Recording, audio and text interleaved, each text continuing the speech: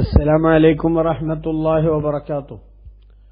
ഖുർആൻ പഠനം 1438 സൂറത്തുൽ ഹജ്ർ 36 മുതൽ 44 കൂടിയ സൂക്തങ്ങൾ.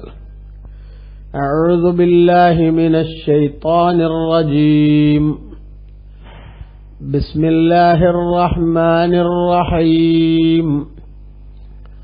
قال رب فأنظرني إلى يوم يبعثون قال فإنك من المنظرين إلى يوم الوقت المعلوم قال رب بما أغويتني لأزينن لهم في الأرض ولأغوينهم أجمعين إلا عبادك منهم المخلصين قال هذا صراط علي مستقيم إن عبادي ليس لك عليهم سلطان إلا من اتبعك من الغاوين وإن جهنم لموعدهم أجمعين لها 7 أبواب لكل باب منهم جزء مقسوم. صدق الله العظيم. بسم الله والحمد لله والصلاة والسلام على سيدنا محمد وآله وصحبه ومن تبعهم بإحسان إلى يوم الدين. أما بعد. قال പിശാച് പറഞ്ഞു, റബ്ബി എന്റെ നാഥാ ഫഅൻളിർനി, അപ്പോൾ എന്നെ നീ താമസിപ്പിക്കണമേ, മരിപ്പിക്കാതെ നീട്ടിയിടണമേ, ഇലാ യൗമി യുബഅസൂൻ, അവർക്ക് പുനർജന്മം നൽകപ്പെടുന്ന ദിവസം വരെ എനിക്ക് ദീർഘായുസ് നൽകണമേ എന്ന് അവൻ പറഞ്ഞു. ഖാല, അല്ലാഹു പറഞ്ഞു, ഫഇന്നക മിനൽ മുൻളരീൻ, തീർച്ചയായും നീ സാവകാശം നൽകപ്പെട്ടവരുടെ കൂട്ടത്തിൽപ്പെട്ടവൻ തന്നെയാണ്, പെട്ടെന്ന് നിന്നെ മരിപ്പിക്കില്ല. ഏതുവരെ സാവകാശം? ഇലാ യൗമിൽ വഖത്തിൽ മഅലൂം, അറിയപ്പെട്ട ഒരു സമയം വരുന്ന ദിവസം വരെ, അതുവരെ നിനക്ക് സാവകാശമുണ്ടാകും, ദീർഘായുസ്സുണ്ടാകും എന്ന്. ഖാല, പിശാചു പറഞ്ഞു, റബ്ബി എന്റെ നാഥ, ബിമാ അഗ്വൈതനി, എന്നെ നീ വഴിതെറ്റിച്ച കാരണം കൊണ്ട്, ലഉസയ്യിനന്ന ലഹും ഫിൽ അർളി, ഭൂമിയിൽ അവർക്ക് ഞാൻ തെറ്റുകളെ ഭംഗിയാക്കി കാണിക്കും, വല ഉഗ്വിയന്നഹും അജ്മഈൻ, അവരെ എല്ലാം ഞാൻ വഴികേടിലാക്കുകയും ചെയ്യും. ഇല്ലാ ഇബാദക മിൻഹുമുൽ മുഖ്ലസീൻ, അവരുടെ കൂട്ടത്തിൽ നിന്നുള്ള നിന്റെ ആത്മാർത്ഥതയുള്ള അടിമകളെ ഒഴിച്ച്. ഖാല, അല്ലാഹു പറഞ്ഞു, ഹാദാ സിറാത്തുൻ അലയ്യ മുസ്തഖീം, ഇതാണ് എന്നിലേക്ക് നേർക്ക് നേരെയുള്ള മാർഗം, എന്റെ പൊരുത്തത്തിലേക്ക് എത്താനുള്ള നേർമാർഗം ഇതാണ്. ഇന്ന ഇബാദി ലൈസ ലക അലൈഹിം സുൽത്താൻ, നിശ്ചയം എന്റെ അടിമകൾ നിനക്ക് അവരുടെ മേലിൽ യാതൊരു ആധിപത്യവുമില്ല. ഇല്ലാ മനിത്തബഅക മിനൽ ഗാബീൻ, വഴികേടിലായിപ്പോയ നിന്നെ പിന്തുടർന്ന ആളുകളുടെ ഒഴിച്ച്. അവരെ വഴിതെറ്റിക്കാനും അവരെ തെറ്റിന്റെ റൂട്ടിലൂടെ നയിക്കാനും നിനക്ക് സാധിക്കും. വഇന്ന ജഹന്നമ ലമൗഇദുഹും അജ്മഈൻ, അത്തരത്തിൽ വഴിതെറ്റിപ്പോയ ആളുകളുടെ വാഗ്ദത്ത സ്ഥലം അത് ജഹന്നമെന്ന നരകമാകുന്നു. ലഹാ 7 അബ്വാബിൻ, ആ ജഹന്നമെന്ന നരകത്തിന് 7 വാതിലുകളുണ്ട്. ലികുല്ലി ബാബിൻ മിൻഹും ജുസ്ഉം മഖ്സൂം, അവരിൽ നിന്നുള്ള ഓരോ ആളുകൾക്കും ആ വാതിലുകളിൽ നിന്ന് വീതിക്കപ്പെട്ട, ഓരോ വിഭാഗത്തിനും ആ വാതിലുകളിൽ നിന്ന് വീതിക്കപ്പെട്ട ആളുകളുണ്ട്. ചാൽ ഓരോ കൂട്ടർക്കും ഇന്ന വാതിലിലൂടെ ഇന്നയാൾ പോകണം, ഇന്ന വാതിലിലൂടെ ഇന്നയാൾ പോകണം എന്ന രൂപത്തിലുള്ള തീരുമാനം അല്ലാഹു സുബ്ഹാനഹു വ തആല എടുത്തിട്ടുണ്ടാകും എന്ന്. വിശുദ്ധ ഖുർആനിൽ അല്ലാഹു സുബ്ഹാനഹു വ തആല കഴിഞ്ഞ സൂക്തങ്ങളിൽ ആദം നബി അലൈഹിസ്സലാമിന് സുജൂദ് ചെയ്യാനുള്ള നിർദ്ദേശത്തെ അവഗണിച്ച പിശാചിനോട് എന്തുകൊണ്ട് താൻ സുജൂദ് ചെയ്യുന്നവരുടെ കൂട്ടത്തിൽ പെട്ടില്ല എന്ന ചോദ്യത്തിന് അത് എന്നോട് കൽപ്പിക്കേണ്ടതായിരുന്നില്ല എന്ന അർത്ഥത്തിൽ അവൻ ഓവർ സ്മാർട്ട് ആയിട്ടുള്ള ഒരു പ്രകടനം നടത്തി. അല്ലാഹു പറഞ്ഞു, നീ സ്വർഗത്തിൽ നിന്ന് പുറത്തു പോകണം, നീ എന്റെ അനുഗ്രഹങ്ങളിൽ നിന്ന് ആട്ടിയോടിക്കപ്പെട്ടവനാണ്, നീ ശാപം ലഭിച്ചവനാണ് എന്ന്. ശാപം ലഭിച്ചവനാണെന്ന് പറഞ്ഞപ്പോൾ അവന്റെ ഭാഗത്തുനിന്നുണ്ടായ ഒരു പ്രഖ്യാപനം, ഏതായാലും ഇവിടുന്ന് പോവല്ലേ, സ്വർഗത്തുനിന്ന് പുറത്തിറങ്ങുന്നതിന് മുമ്പ് വാക്കൌട്ടിന്റെ തൊട്ട് മുമ്പുള്ള ഒരു പ്രസംഗം, ആ പ്രസംഗത്തിൽ അവൻ അള്ളാഹുവിനോടൊരു ആവശ്യം ഉന്നയിക്കുകയാണ്. കാല പിശാച് പറഞ്ഞു, റബ്ബി എന്റെ നാഥ ഫൻളിർനി ഇലാ യൗമി യുബ്അസൂൻ, അവർക്ക് പുനർജന്മം നൽകപ്പെടുന്ന ദിവസം വരെ നീ എനിക്ക് സാവകാശം നൽകണമേ.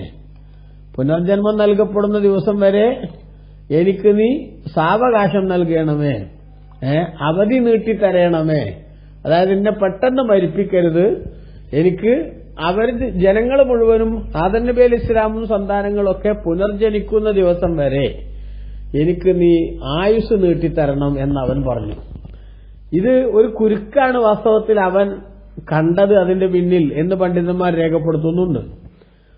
അതായത് പുനർജന്മ ദിവസം വരെ ആയുസ് നീട്ടിക്കിട്ടുക എന്ന് പറഞ്ഞാൽ അതിന്റെ അർത്ഥം മരണത്തിൽ നിന്ന് രക്ഷപ്പെടാൻ സാധിക്കുക എന്നാണ്.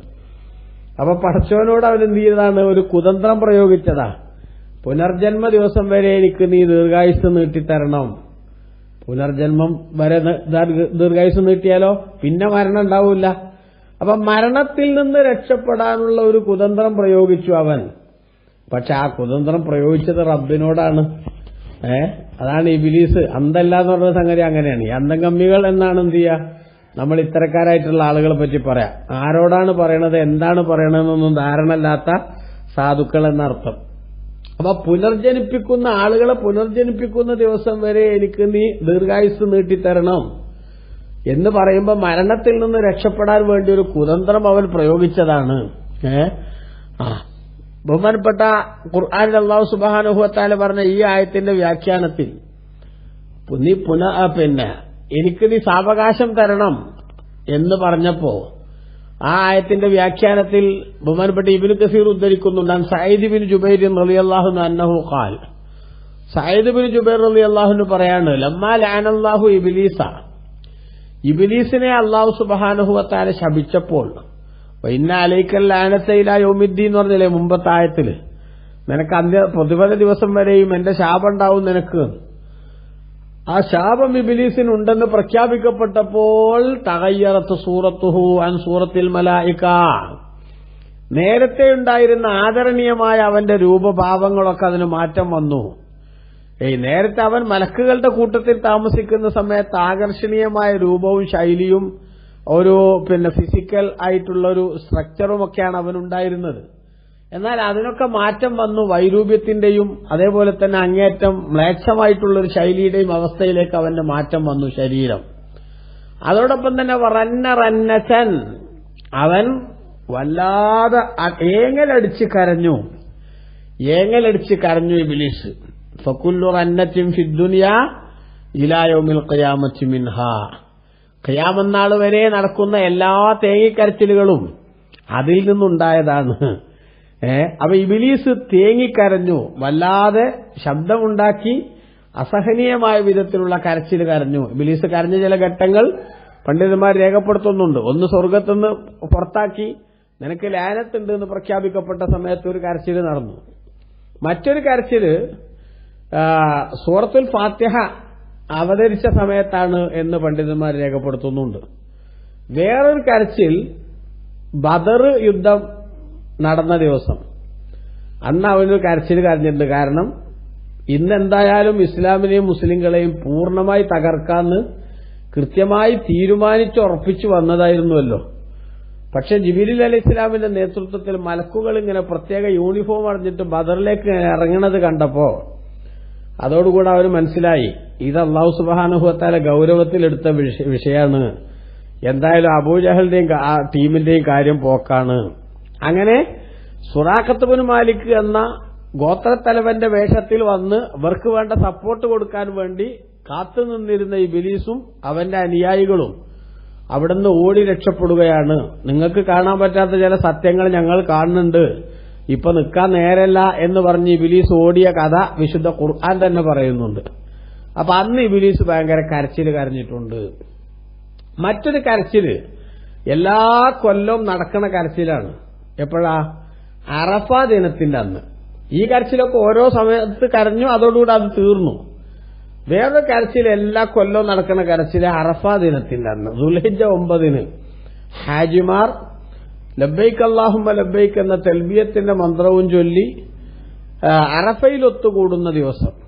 അന്ന് അല്ലാഹു സുബ്ഹാനഹു വ തആല ആ ഒരുമിച്ച് കൂടിയ ആളുകളിൽ നിന്ന് സ്വർഗത്തിലേക്ക് പരിഗണിക്കാൻ പറ്റുന്ന എല്ലാവരുടെയും എല്ലാ തെറ്റുകുറ്റങ്ങളും അല്ലാഹു തആല പുറത്തു കൊടുത്ത് അവരെ മുഴുവനും അല്ലാഹു സുബ്ഹാനഹു വ തആല സ്വർഗത്തിലേക്ക് പരിഗണിക്കും എന്ന് മാത്രമല്ല, അറഫയിൽ നിന്ന് പിരിഞ്ഞു പോരുമ്പോൾ അവർക്കൊരു വലിയ സന്തോഷത്തിന്റെ വാർത്ത അല്ലാഹു നൽകുമെന്ന് പണ്ഡിതന്മാർ പറയുന്നുണ്ട്. അഫീദു മഗ്ഫൂറൻ ലക്കും, ദോഷം പൊറുക്കപ്പെട്ട് പരിശുദ്ധരായ നിലക്കാണ് അറഫയിൽ നിന്ന് നിങ്ങൾക്ക് പോകാനുള്ള അവസരമുണ്ടായിരിക്കുന്നത് എന്ന്.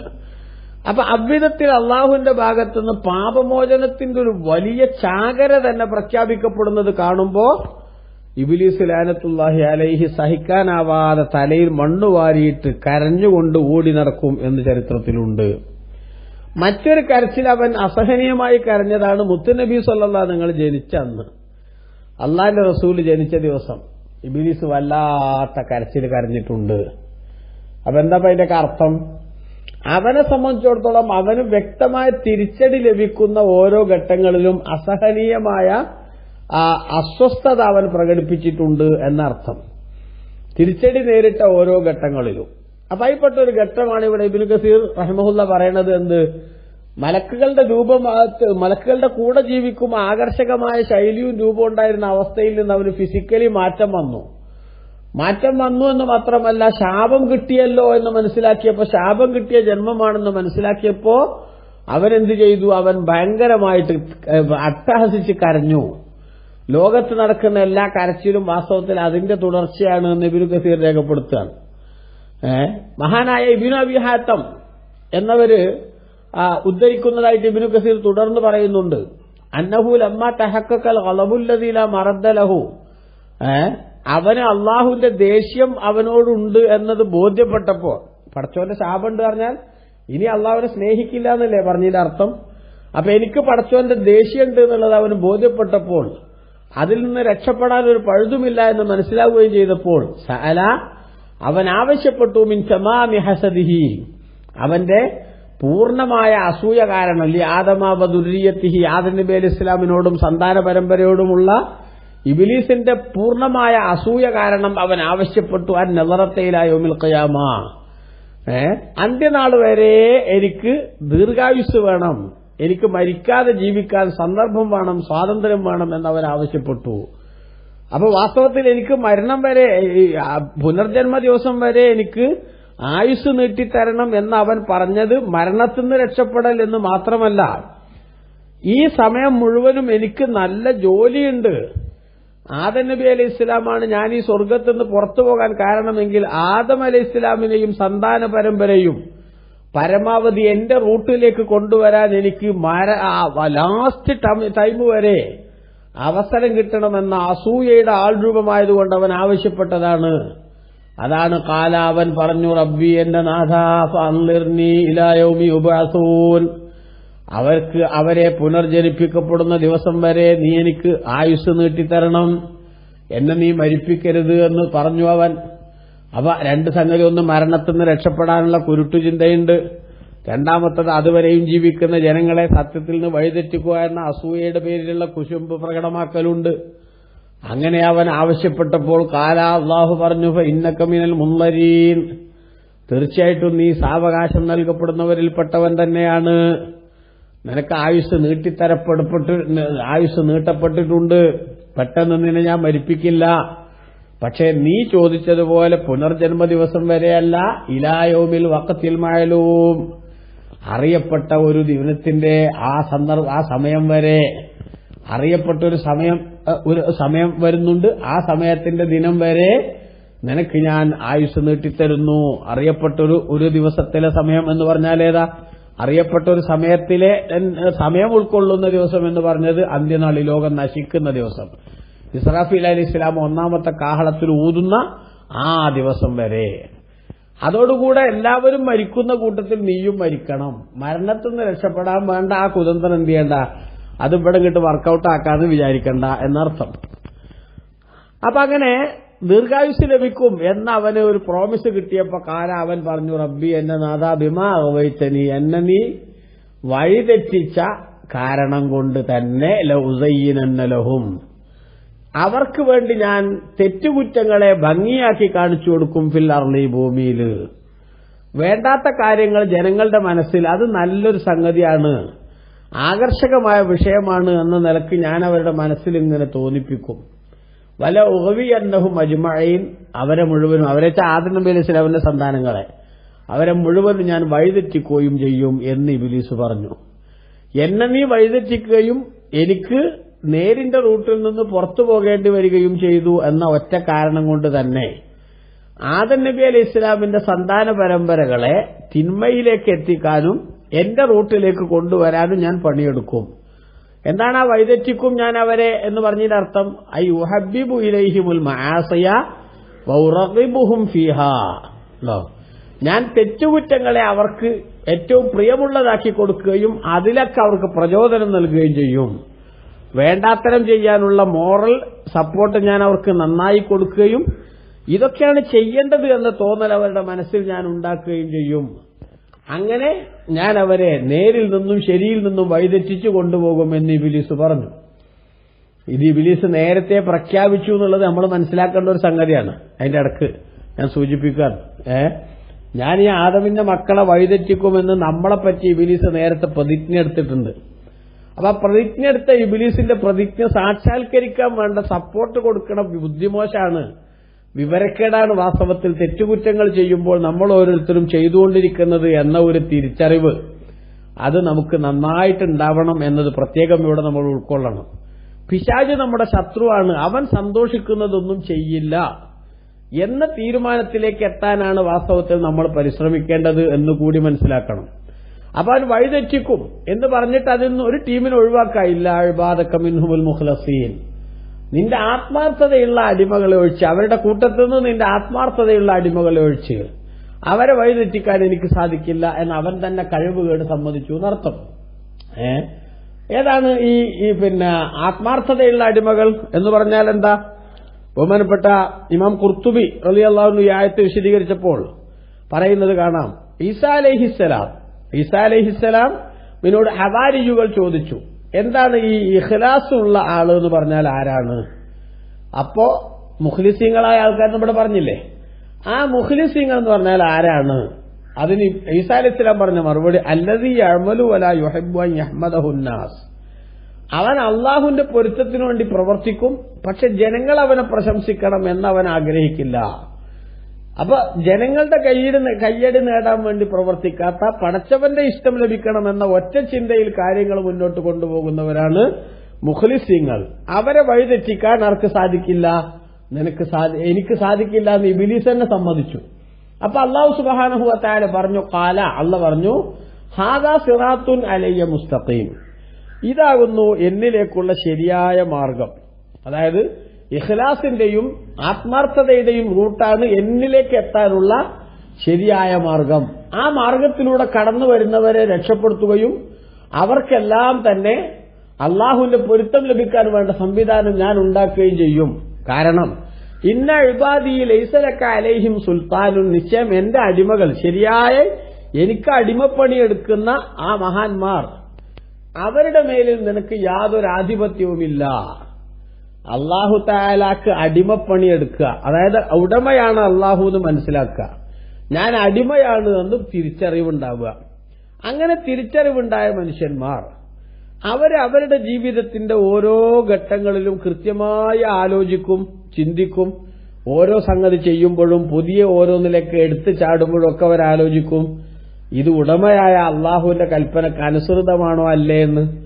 അനുസൃതമല്ലെങ്കിൽ അതിൽ നിന്ന് സഡൻ അവർ പിന്മാറും, അനുസൃതമാണെങ്കിലോ അതനുസരിച്ച് അവർ മുന്നോട്ട് പോകും. അപ്പൊ ഇത് നിർബന്ധമായി ജീവിതത്തിന്റെ ഒരു ശൈലിയായി കൊണ്ട് നടക്കുന്ന മനുഷ്യനെ വഴിതെറ്റിക്കാൻ പിന്നെ ഇബ്ലീസിന് എങ്ങനെ കഴിയാനാണ് എന്നാണ് ഇവിടെ അല്ലാഹു തആല പറഞ്ഞത്. എന്നെ ഇബാദി, എനിക്ക് അടിമപ്പണിയെടുക്കുന്നവർ ലൈസ ലക അലൈഹിം സുൽത്താനുൻ, അവരുടെ മേലിൽ നിനക്ക് യാതൊരു അധികാരവുമില്ല. ഇല്ലാ മൻ ഇത്തബഅക മിനൽ ഗാവീൻ, വഴിതെറ്റിയവരിൽ നിന്ന് നിന്നെ പിന്തുടരുന്ന ആളുകൾ ഒഴിച്ച്, തെറ്റിന്റെ റൂട്ടിലൂടെ സഞ്ചരിക്കുന്ന നിന്നെ പിന്തുടരുന്ന ആളുകൾ, അവരെ മാത്രമേ നിനക്ക് സ്വാധീനിക്കാൻ സാധിക്കൂ. ഒരിക്കലും തന്നെ എന്റെ ശരിയായ അടിമകളെ നിനക്ക് വഴിതെറ്റിക്കാൻ കഴിയില്ല എന്ന് അല്ലാഹു തആല പറഞ്ഞു. എന്നിട്ട് പറഞ്ഞു വഇന്ന ജഹന്നമ ലമൗഇദുഹും അജ്മഈൻ, നിശ്ചയം ജഹന്നം എന്ന നരകം അവരുടെ എല്ലാവരുടെയും വാഗ്ദത്ത സ്ഥലമാകുന്നു. അഥവാ അവർക്ക് അല്ലാഹു സുബ്ഹാനഹു വ തആല പിന്നെ നിശ്ചയിക്കപ്പെട്ട ഒരു സ്ഥാനം, അവരെ താമസത്തിന് അള്ളാഹു നിശ്ചയിച്ചു കൊടുക്കുന്ന സ്ഥാനം അത് ജഹന്നമെന്ന നരകമാണ്. ലഹാ സബ്അത്തു അബ്വാബിൻ, ആ ജഹന്നമെന്ന നരകത്തിന് 7 കവാടങ്ങളുണ്ട്. ലികുല്ലി ബാബിൻ മിൻഹും ജുസ്ഉം മഖ്സൂം, അതിലെ ഓരോ വാതിലിനും ഓരോ വിഭാഗത്തിനായി വിഭജിക്കപ്പെട്ടിട്ടുണ്ട്. ഓരോ വിഭാഗത്തിനായി വിഭജിക്കപ്പെട്ട ഭാഗങ്ങളുണ്ട് ഓരോ വാതിലിനും. അതായത് ഇന്ന വാതിലിലൂടെ ഇന്നയാളുകൾ, ഇന്ന വാതിലിലൂടെ ഇന്ന ആളുകൾ എന്ന നിലക്ക് തീരുമാനിക്കപ്പെട്ടിട്ടുണ്ട് എന്ന്. 7 കവാടങ്ങൾ എന്ന് പറഞ്ഞത് ബഹുമാനപ്പെട്ട ഇബ്നു ജുറൈജ് തങ്ങൾ പറഞ്ഞതായി ഇബ്നു കസീർ ഉദ്ധരിക്കുന്നുണ്ട്. ജഹന്നം, ലവാ, ഹുതമ, സഈർ, സഖർ, ജഹീം, ഹാവിയ, ഇങ്ങനെ 7 കവാടങ്ങളുണ്ട്. അഥവാ 7 തട്ടുകൾ നരകത്തിന്റെ എന്നാണ് അതിന്റെ വ്യാഖ്യാനമെന്നും ഇബ്നു കസീർ രേഖപ്പെടുത്തുന്നുണ്ട്. അതിലെ ഓരോന്നിലേക്കും പ്രവേശിക്കേണ്ട ആളുകൾക്ക് എന്താണ്? ഒന്ന് യഹൂദികൾ, മറ്റൊന്ന് നസാറാക്കൾ, വേറൊന്ന് സാബികൾ എന്ന് പറയുന്ന വിഭാഗം, മറ്റൊന്ന് മജൂസികൾ, വേറൊന്ന് മുശ്രിക്കുകൾ, വേറൊന്ന് മുനാഫിക്കുകൾ, വേറൊന്ന് തൗഹീദിന്റെ ആളുകൾ. അതായത് അവർക്ക് വിശ്വാസം ഉണ്ട്, പക്ഷേ കർമ്മങ്ങളിലുള്ള കുറവുകൊണ്ട് അവർ നരകത്തിൽ എത്തിപ്പെട്ടിട്ടുണ്ട്. അങ്ങനെയുള്ള ആളുകൾക്കും ഒരു കവാടമുണ്ട്. ഫാഹുലു തൗഹീദി യുർജാലഹും, എന്നാൽ അവർക്ക് രക്ഷപ്പെടുമെന്ന പ്രതീക്ഷയുണ്ട്, മറ്റുള്ള ഒരു കക്ഷിക്കും രക്ഷപ്പെടുമെന്ന പ്രതീക്ഷയില്ല.